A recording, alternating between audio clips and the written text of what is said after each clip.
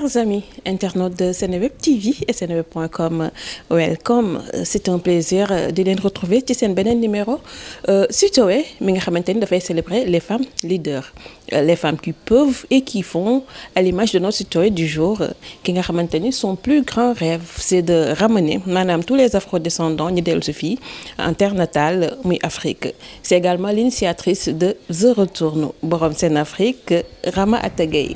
Bonjour, Ça va bien. plaisir partagé, may remercier à l'initiative bi ak invitation bi ci Sitoé ton émission et di nuyu itam internet Seneweb yëpp. Plaisir est partagé. Sénégalais am na si ñu bëri xam nañ la tey boo doon présenté wu ñi nga xam ne jotuñu xam kan mooy Rama Atta Gueye. Alors Rama Atta bon déjà man ñu may njëkk wax mooy bon coach Rama Atta Gueye, je suis coach en communication leadership image là mun na xam ni bon yàlla dafa def ni que bon adolescence daa dem à l'étranger. def fa sama étude collège ak yooyu.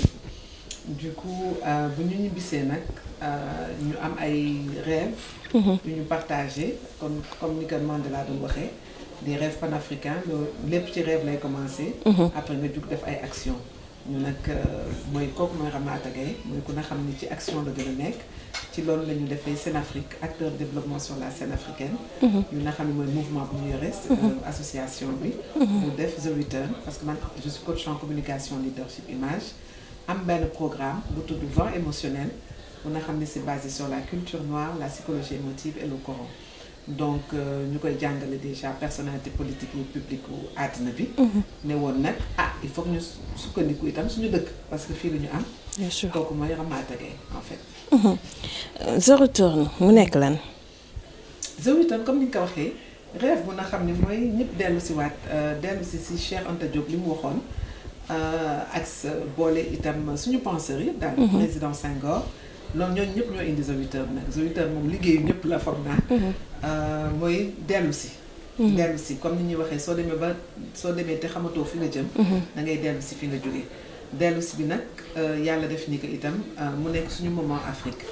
The Return yàlla def ni que suñu sol yeeg suñu sous-sol yi suñu géej yi suñu jeunesse bi nekk fi. nga xam ni yàlla daf ñu reproduire aatal.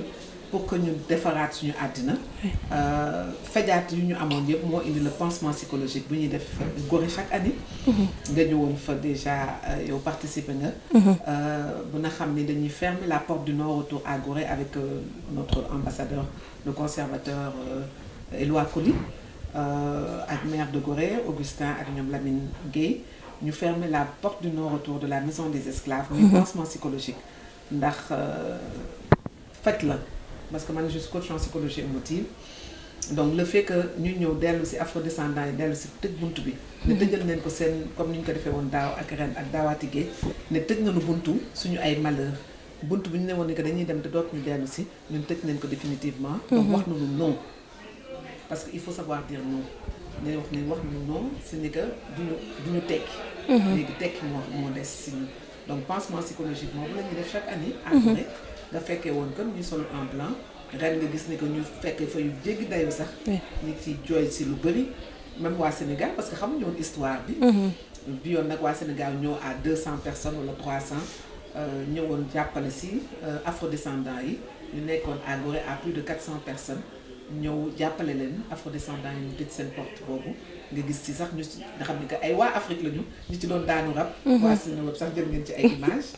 ñu na xam ni dañu jóge ay Haïti jóge ay États-Unis pourtant bu ñu duggee Gorée daanoon ñu rab nga xam ni que kon fii la ñu jógee fii la ñu sosoo woon kon dellu si nañu. gis nañu sax même ci activité yooyu noonu maanaam fermeture symbolique de la porte du non-retour émotion bi dafay jàpp afrodescendants yi ba même bi ñuy longer le mur de la maison pour apaiser douleur bi pour ressentir aussi. les murs waaw. parce que ñoom nee nañu ni dañuy dégg ay voix suñu duggee que mur day waxanteeg ñoom. voilà kenn ki sax dafa doon toog di yuuxu ne mi ngi waxanteeg moom. ñu ngi waxanteeg moom. donc ñoom dañu demandé woon chaque année dañuy demandé balaa ñuy tëj bunt bi ñu ñaanal seen ay maam.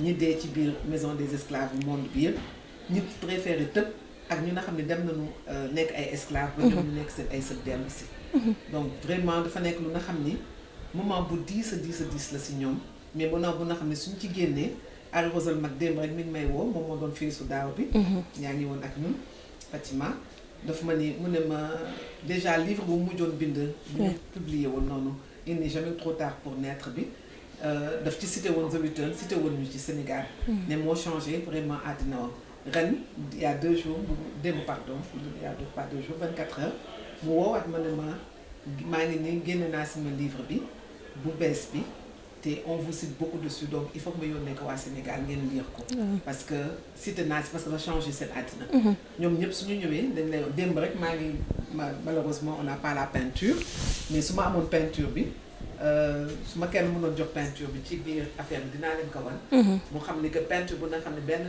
métis cubain ak libanais juddoo États-Unis màggee fa moo ko def avant événement xamante ah oui ok mu ne benn vision la am def ko muy ouverture porte de retour bi yéeg ne bokk ak tapis bi Serigne Touba tegoon itam ci géej bi nga xam ni que lu kéemaane la vraiment fii la ñu judd fii la ñu sos donc c'est des moments très très forts très forts ñi fi jotagum ñëw ci afro descendants yi am na si ñoo xam ne États-Unis la ñuy jógee ñu si ëpp sax am na ñuy jógee France feneen ak feneen. mais fu nekk Italie ñu ci gën a bëri nag Martinique Guadeloupe.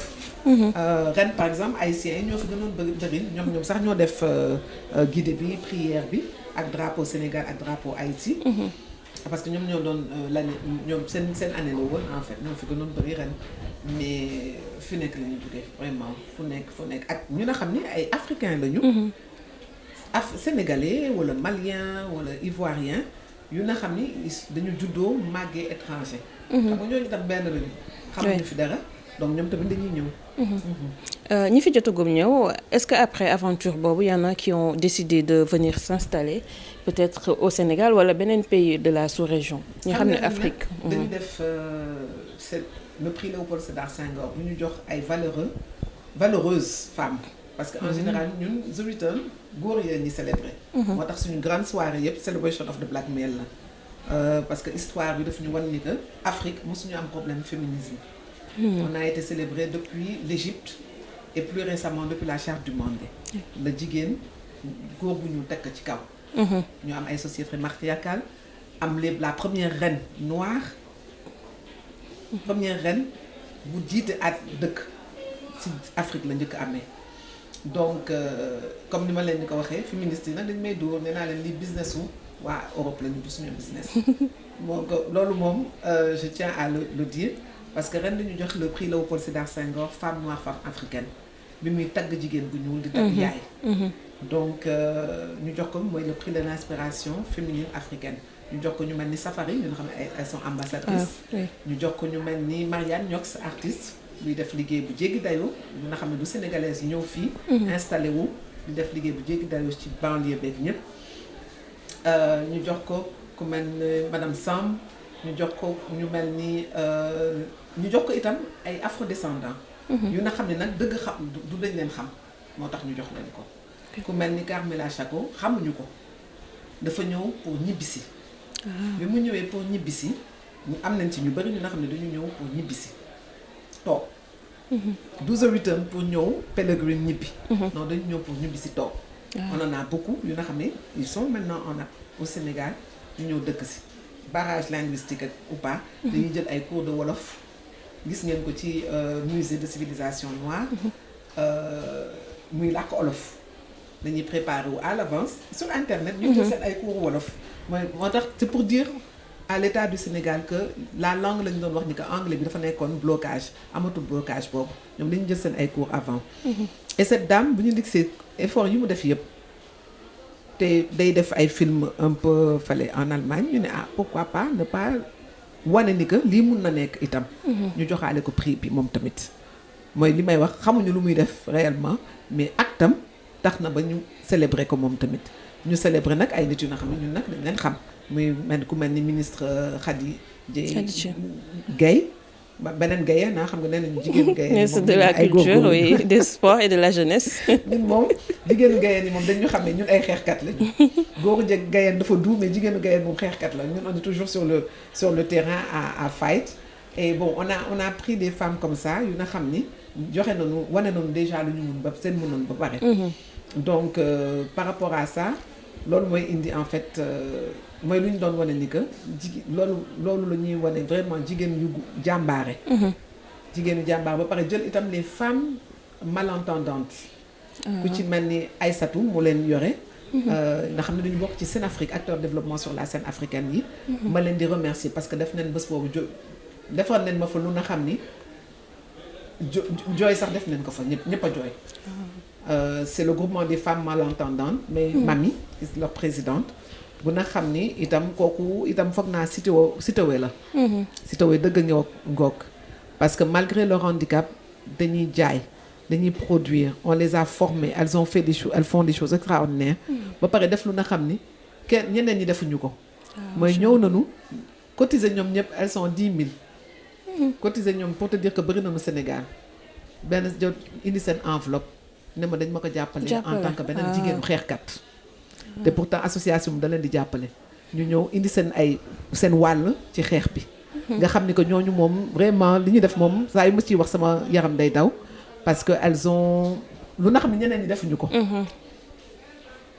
te pourtant état mi ngi leen di mettre pour l'instant de côté man ñaanoon nag état bi comme les ministres étaient là musée man leen nag jàppale leen ma sama ñii parce que Senafrique mi ngi def lu mu mun mais ñun duñu état dañuy jéem rek mais mënaguñu ministre tourisme itam ne vraiment dina si jàpp itam moom tam bu baax ak ministre de la culture ma leen di remercier tout donc voilà c'est des choses comme ça ñu ngi am ay gens yu nga xam ne dañu ñëw toog comme ni nga ko waxee bëri nañu léegi et puis moom la ñu on leur fait une plateforme économique pour que ñu mun a préparer wu psychologiquement tëj seen bunt économiquement Sénégal pour préparer leen ay terre ay choses comme ça pour que ñu mun a ñëw toog dellu si sa initiative bi sax ça entre en droite ligne ak projet bi nga xamante ni wala programme bi nga xam ni Ghana ñoom tamit teg nañ ko mooy Beyond the Return ñoom it.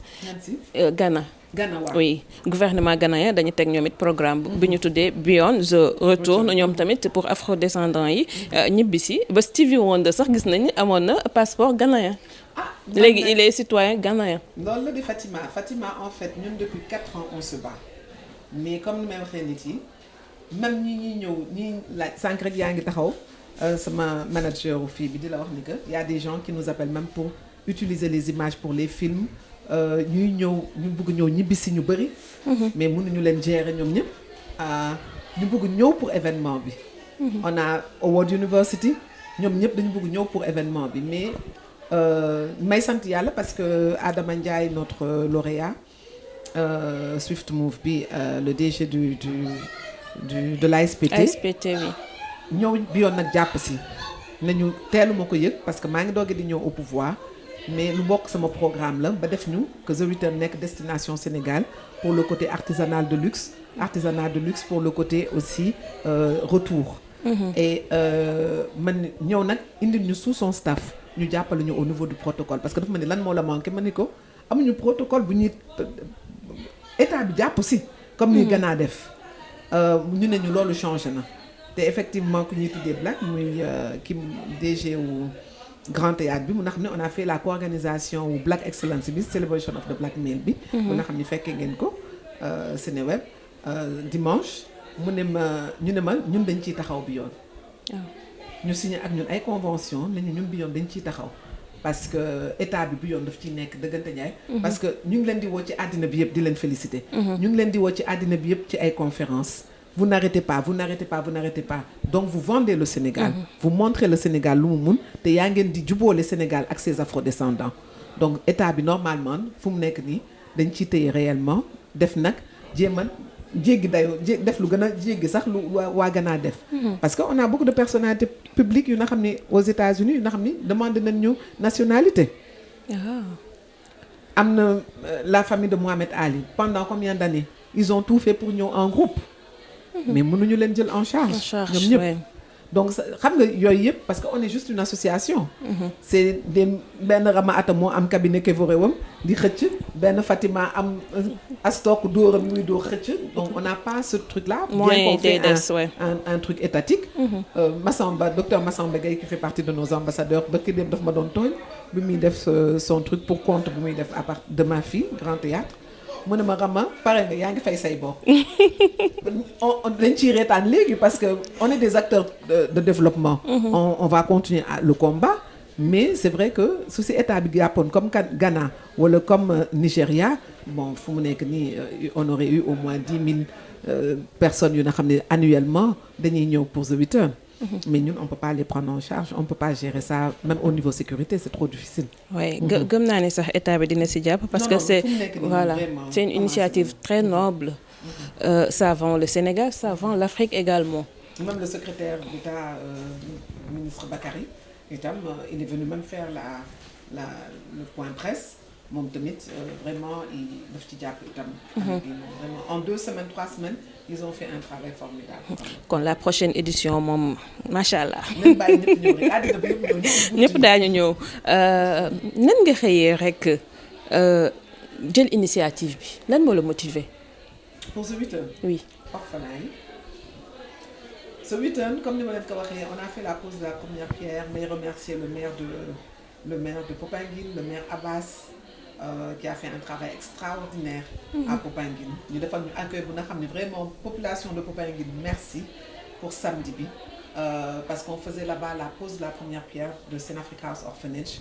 Oui, orphelinat moderne musulman, ils mettent en place, ils n'ont pas d'adoption, mais ils n'ont pas de te loolu comme ni ma ko waxee afrodescendants yi ñu gunge woon bés boobu ma ne leen ñii nii bébé yi ñu ne ma am leen bébé yi ñoo tax ba ngeen ñëw parce que sans ñoom y aurait pas eu The Return sans ñoom y aurait pas eu la fermeture de la porte du non-retour sans ñoom y aurait pas eu l'ouverture de la porte du retour parce que bi ma toogee ñaan yàlla ne que man de orphelinat yi bëgg naa ko def kii naa ko mais xaalis boobu fu ma koy jëlee ñu ne ma julli ba pare ñaan werd ba pare ñu ne ma ci laa bindee line-up bi moo indi les sacs de luxe The Return yi ngay gis. nga gis dessin bi mun a xam ne sama bopp la benn dame du Burkina bu ñëwoon par le biais xaw ma est-ce que am naa ci droit di ko wax beneen télé la. bu defoon benn documentaire sur Senafrique. sur le coaching mental moo ñëw gisoon ko ñëw ñu defal ko coaching. bu mu paree nekk te moom artiste la woon. mais affaire yi sonnaloon na ko ba moom ci boppam ba finalement mënatuloon def dara. bi mu yeggee mu wér nag bu ñu ko defee coaching bi mu wér ci kàttanu yàlla. elle a envoyé ça comme cadeau. tombeek ñuy defar marque bi ñu ne comme jigéen moo ko kii nañ jël ñu jël kii bi teg ko la tête africaine. une femme africaine qui est fière d'être noire qui est fière de ses attributs d'africain tout simplement. ñu teg ko pour en signe de The Return le retour à la fierté à la terre mère de l'humanité yàlla def nag ni ko maman boobu finalement nekk man. c'est une belle tête. man maay yaay The Return. macha allah yaay égérie bi macha allah. ma am sama njaboot bu rëy bi sama njaboot international bi macha allah. donc on a fait ça ñu ne kon pour que ñu dem mun a am orphelinat bu amul adoption il faut que ñu am écosystème. On est au 21e siècle. Quand on parle du Black Excellence, la carte cristal, le Black Excellence en marche, l'élite 3.0 en marche au Sénégal, on parle de ça. C'est-à-dire que d'autres nous defati ay affaires juste pour def ko. Dañ koy def mun a am continuité. Te pour mu am continuité, il faut ñu réfléchir ko. Donc on a mis en place un écosystème.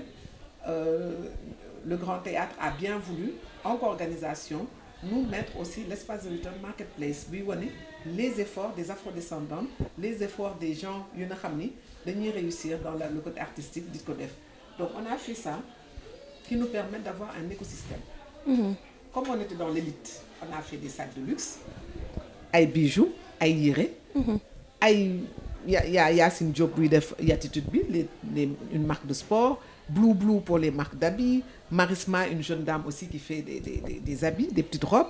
Donc on a ñu ne nañ def benn écosystème bu nga xam ni dinañu permettre ñun ñu mun a fay suñu ay charges tabax suñu ay kër jënd suñu ay terrain def ko ndànk-ndànk. Et puis à côté ñu def ci label The Return bi ñu yokk si ouverture de la porte du retour bi parce que ñoom itam ay orphelins lañu. ñu ubbil leen bunt bi loolu moo indi mise en place bu ñuy def nii. Bon, pour l'instant, on n'y arrive pas trop financièrement, mais c'est normal pour man. Une société, c'est 5 ans. ñu ngi upgrade nànk-nànk ba yàlla def ñu jënd suñu ay terrain yàlla def ñu def suñu pose de première pierre.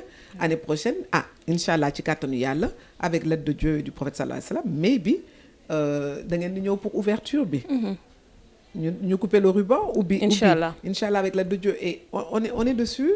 Et itam c'est une façon de montrer aux plus jeunes que loo gis rek temps la loo gis liggéey la loo gis effort la loo gis sacrifice la ku la ñëw ne ni que jékki-jékki naa rek nekk te raconter ko na lépp processus la da ngay nangu li ministre Guirassy doon wax mu ne ma tu as un programme leadership africain man j'ai un programme qui s'appelle le talibéship mais nee naa ko c'est l'union des deux qui fait la réussite du peuple noir parce que talibéship boobu mooy sacrifice bi ngay def pour yegg leadership bi mooy beneen côté bi suñ ko croiser ñoom ñaar mais réussite rek mën a nekk ensemble donc par la grâce de Dieu inchallah. Le bilan de ces 3 éditions toi ci tool bilan boo doon def man de vraiment je sais pas su dee xool nga sama Facebook sama réseau yi démb j'ai remercié Dieu parce que Dieu m'a donné une équipe yàlla na bu ñu cat dugg bu na xam ni ils se sont battus muy ñoom Jerry muy ñoom Asta Yacine Liv Souleymane je vais mettre aussi quelqu'un comme Pape Diakhaté quelqu'un comme Serigne Fall le DG du Grand Théâtre ñoom Bakary ñoom ñëpp Monsieur Adama Ndiaye on nous a donné une équipe ñoom Mohamed ñoom Hassan Ndaw on nous a donné yàlla indil na ma benn équipe bu na xam ni macha allah barakalaaku ils ont été extraordinaires. Et au fil du temps dañu gën a di performe ba pare def ko ak xol. parce que ñoom mère Abbas parce que ñoom en fait finalement orphelinat bi moo tax ñuy xeex. dafa am lu leen leer ay combat moo tax ñuy xeex en fait te ku na xam ne dafa am passion am objectif am cause bu muy xeex kooku du xaalis moo ko fa téye parce que ñi xaalis téye woon fii yëpp mun naa la wax ni que dem nañu ndax fii xaalis amu fi suñu paree dara dootul desati ci compte yi on fait du black excellence on fait du high level mais je peux te dire que on met des centaines de millions sur le programme mais lu na xam ne suñu poche lañ koy jëlee kon kooku su ko gëmulee ku ko gëmul mënoo ko def donc on a des soldats je peux dire que c'est des soldats que Dieu m'a envoyés et soldats wu yàlla moom kenn mënu ko téye et comme je leur dis du ñu jëli xaalis bu baaxul tout simplement parce que on a quand même la banque de Dieu parce que foo soxla banque de Dieu bi mi ngi fi donc on remercie j'ai dit vraiment merci Allah parce que ñaanuñu sàccuñu liggéey neen ko te il nous a amené une réussite bu na xam ni et puis des retours quand même parce que soo demee ba nit yi di doog di la woo man je vous parle du monsieur qui m'a appelé hier de Cuba ñu lay woo du monde entier di la wax ça a changé notre vie di la wax merci te xamuñu la merci boobu ma delloo ko yàlla ak sallallahu alayhi wa sallam parce que du man c'est pas moi qui comme ni ko Baba Maal waxee woon mu ne ma tu sais que ce line-up vient et de l'ordre du divin mais wax na dëgg parce que pour changer vie wu nit yàlla rek mën a changer vie wu nit donc on change des vies on fait évoluer le peuple noir tey jii ñu ngi ci black excellence bi la carte élitiste 3.0 c'est-à-dire que dépassé nañ 2.0 bi ñu ngi ci 3.0 bi et cette carte cristal et on d'ici la fin de l'année va changer l'image que le monde a du peuple noir du Sénégal plus particulièrement donc loolu yëpp soo demee ba nekk ambassadeur u Gorée nekk ambassadeur u sa dëkk ba da ngay remercier Dieu da ngay xam ni que liggéey bi metti woon na mais réussir nañ ko te la réussite pour moi vient d'Allah et bon à part dire alhamdulillah le bilan yàlla na yàlla xeeb dolli parce que bëgg nañu itam nit yu gën a bëri ñëw fajuwaale fii mun a ñu construire Afrique ensemble parce que loolu lañ leen dikk dañ leen wax ni que nous ne ferons pas l'Afrique dès le départ de Sénafrique on a dit aux afrodescendants nous ne construirons pas l'Afrique sans nos frères et sœurs issus de l'esclavage et de la colonisation. te góor ca wax ja. donc ñu ngi koy liggéey te xam naa ni que fii léegi fin d'année et fii l'année 2025 par la gloire de Dieu dinañ ko mën a accéder. ci édition bu mujj bi vous avez décerné benn Dumb Award au président chef de l'État Bassirou Diomaye Faye moom aussi tu l'as eu au téléphone. lu mu la wax. parce que moom bi ñu gisee le courrier ils ont reçu les courriers très tard. ok parce que je pense que c'était le temps de mise en place. ñu yónnee commencé nag ci la ñu commencé yónnee ministre di ñu recevoir. di ñu recevoir nañu lii suñu combat la. lii je vous félicite mais lii suñu combat la lii mooy ñun lu ñu doon xeex depuis 15 ans. ñu ñëw ci au pouvoir fekk jigéen di ko matérialiser. ñu ne ñu lu ñu xeex pendant plus de 15 ans ñëw fekk jigéen di ko matérialiser loolu suñ ci jàppalee. xel sax mënu ko xalaat ñu bañ ci jàpp en fait. et une fierté ils sont venus je parle pas de moom kese sax mais je parle de moom à travers lui toute son équipe ñu ne ma fierté bu ñu am ci Black Excellence bi nga mettre en place fierté bu ñu am ci ni nga sacrifié woo ba def lii en tant que femme leader du Sénégal donc ci la yónni nag tout son staff vraiment tout son gouvernement ñu jox leen itam la carte Black Excellence bien sûr tout son gouvernement ñu ñëw nag jàppale ñu.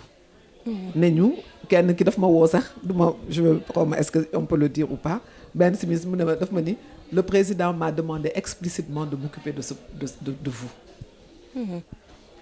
mu ne nag ñun on ne peut pas se permettre de sortir de l'argent mais on aidera et on en fait comme la ville de Dakar on en fait en fait maintenant un programme du Sénégal de l'agenda du Sénégal élitiste et de la carte Black Excellence du Sénégal et à côté de ça l'ASPT gis nga ko l'a bien démontré.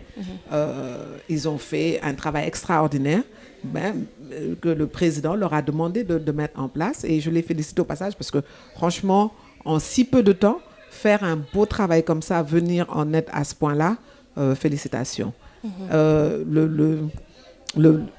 kii itam bon dañu dégg ndigal président bi mu wootee moom ñoom tam da dégg nañu ndigal.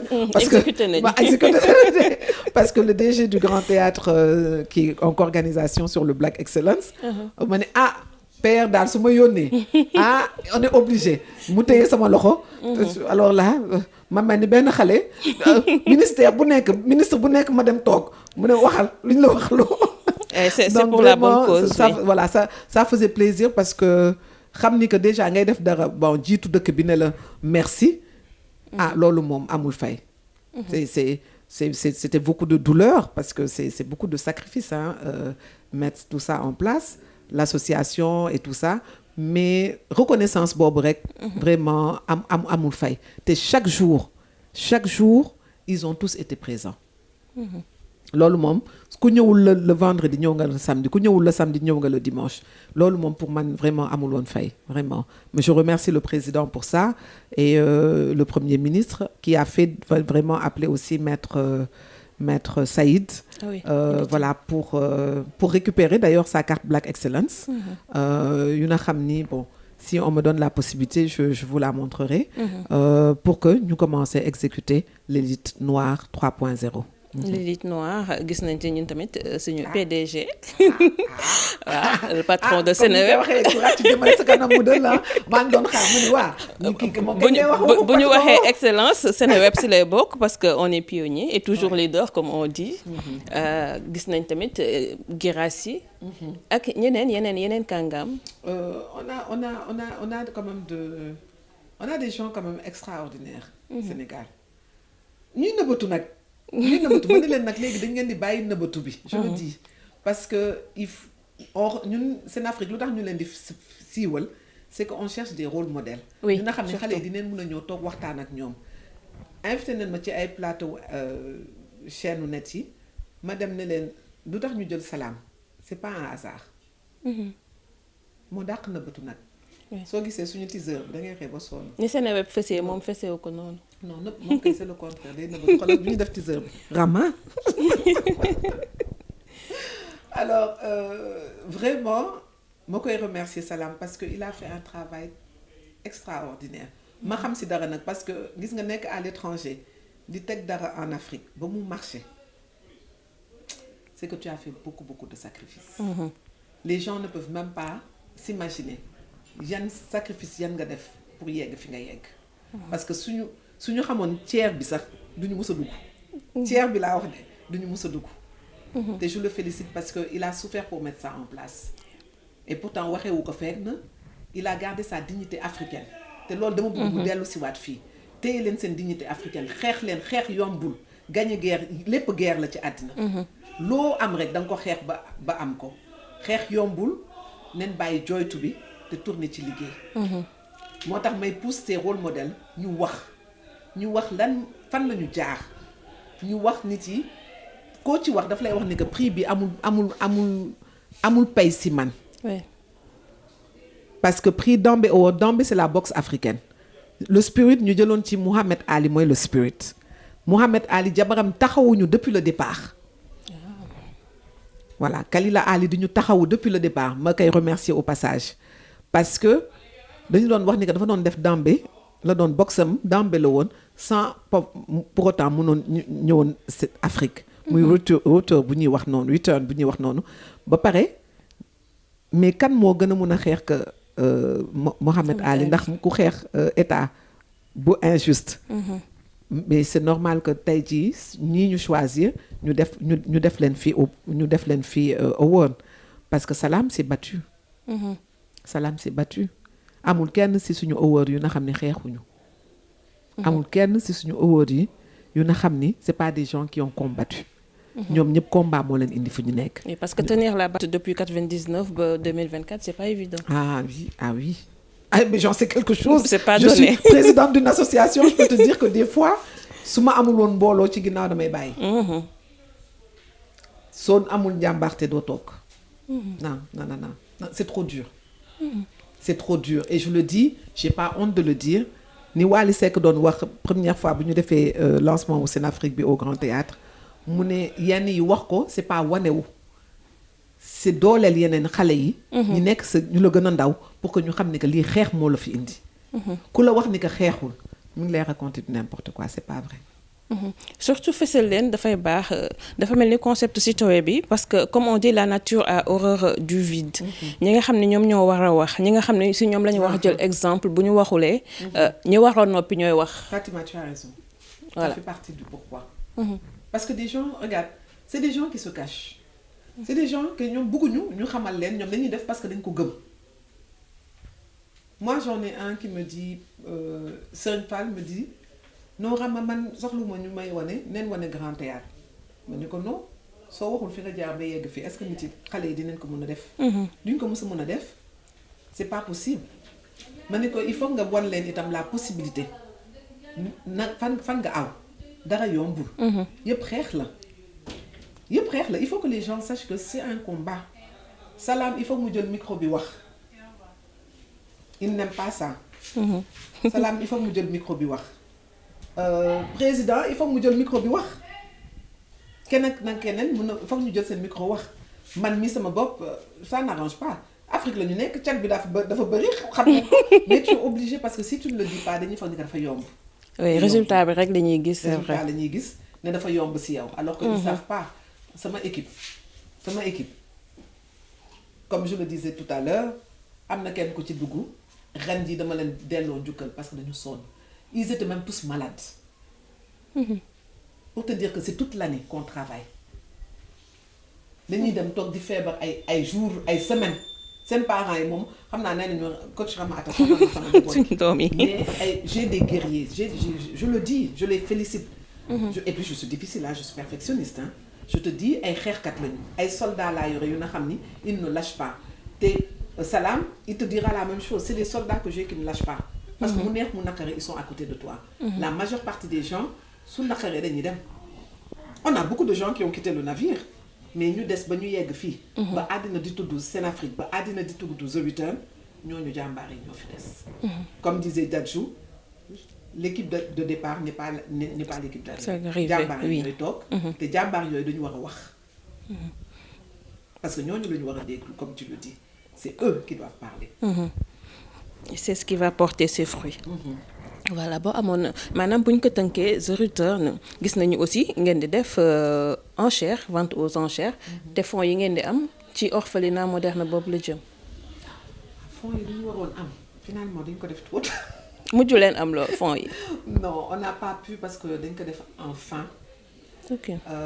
D'événement. On aurait dû le faire au départ comme l'année dernière. On a eu des choses, mais bon, de toute façon, c'est pas si grave que ça parce que on a quand même un écosystème qu'on a mis en place.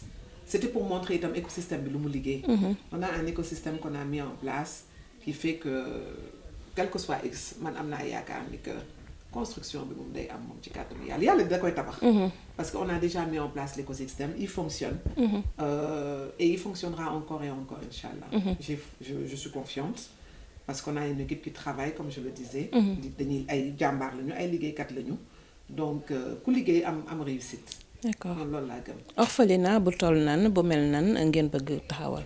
ñun suñu orphelinat bi nag dafa spécial. moo tax ñuy jënd ay terrains yu différents parce que orphelinat bi c'est les 150 mètres carrés qu'on prend. tabax ci kër ba pare 7 bébé moo ci am te bébé yi amul adoption. amul visite kenn duñu visiter suñu ay doom. amul adoption. visite mooy lan doo ñëw visiter pour joxe xaalis. loolu tax ñu def écosystème bi bu nga xam ne ñii seen kër la ñu nekk. dañuy génn amul école bi ci biir non dañuy génn dem jàngi ñibbisi. Une famille normale. Ok. amul 18 ans nga génn sa kër seen kër am na ñu fa génn 18 ans am na ñu fa génn 30 ans. waaye c'est la même chose et puis daf ñuy permettre ñu mettre en place une chaîne d'amour. bu nga xam ne ku génn ba defar sa àddina ba di nga mën a jàppale si yeneen. sa say rek oui surtout. Donc c'est ça. ñaata terrain ngeen ci am. Pour l'instant on en a 4. Mais bi Popenguine lañu njëkk tabax parce que maire de Popenguine daf ko laajte ne ma dama bëgg sama bos njëkk pare.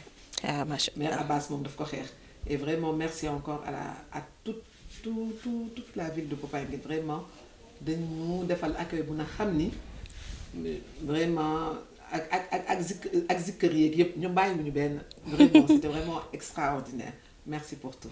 Macha Allah yal na ko yàlla sotti lépp parce que dafay xeex tamit infanticide. Ce ultime message cet ultime appel pour projet yëpp taxaw incha allah. Le dernier message que j'ai pour vous c'est comme ni ñu ko waxee le monde est public de notre réussite. mooy suñu thème de l'année. Et dama bëggoon itam Sénégalais yëpp à l'image du président Bassirou Diomaye Faye bi am Dambé Award bi. ñoom tamit ñu liggéey ba am mun a am ñoom tamit ñoom ñëpp Dambé Award bi. L'excellence noire est au rendez-vous. La carte cristal est là. Le Black Excellence est définitivement en marche ici au Sénégal. L'élite 3.0. L'élite sénégalaise 3.0 yegsi na. Naissance bi jot na. nañ ko liggéey ñun ñëpp xale yi ngeen xam ne que loolu lañ fi nekk fu mu nekk nii élitisme la ñu wax. Afrique dafa war a yéeg. Sénégal ñu tabaxal ko suñu bopp. On est prêt. lépp a ngi fi vous avez l'intelligence vous avez les parents pour et yàlla tegal nañu yëpp pour que ñu nekk ko donc fu mu nekk nii Black Excellence la ñu wax l'élite sénégalaise 3.0 en marche. voilà macha allah dañ lay félicité waat parce que ci leader africain yi nga bokk ñu jaaraale fa ñun tamit tàggu suñu internautes yi ba beneen émission Sitoé ak beneen ren Sitoé